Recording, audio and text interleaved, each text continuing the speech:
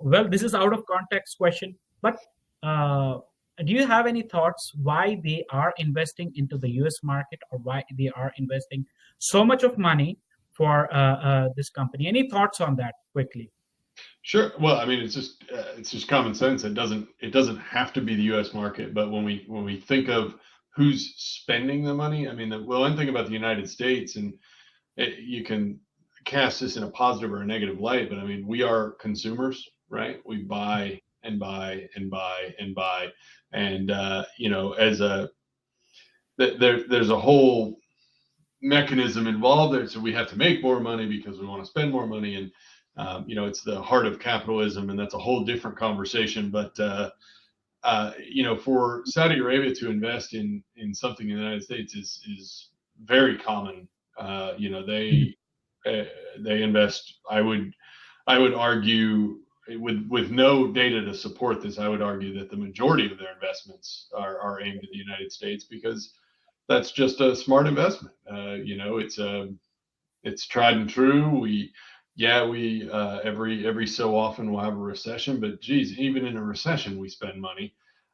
So it's just a smart investment. I think that they will do very well. Through the course of this podcast, I'm going to have uh, some thoughts that probably will sound different from what I'm saying right now, but I think overall, you know, back of the envelope math.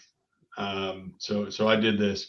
This is, and I'm not speaking specific to this deal, but if we just say generally speaking, a private equity investment, you're very, very generally saying we're looking for approximately about a 20% growth model in about 5 years. Okay, so lots of abouts there, but so if we say it's a 55, I did some quick math here, $55 billion investment.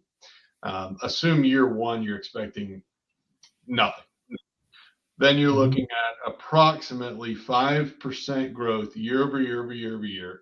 At year five, that same business needs to be at least $66 billion for the return.